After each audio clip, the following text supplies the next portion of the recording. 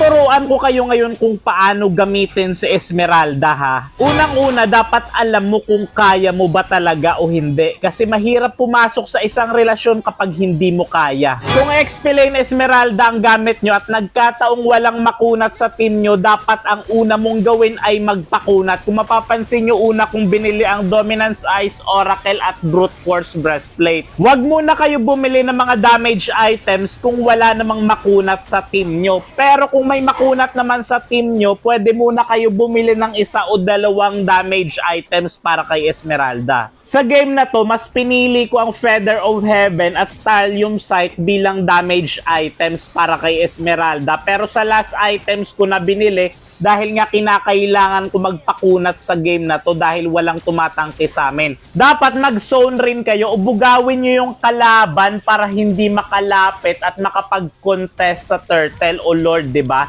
Ganito yon, kumbaga parang itataboy nyo lang palayo yung kalaban, guguluhin nyo lang. At kapag pumalag sila at nagkataong nandito rin yung kakampi mo, mapaparusahan sila. Basta tangkihin at tanggapin mo lahat ng sakit na binibigay nila sa'yo.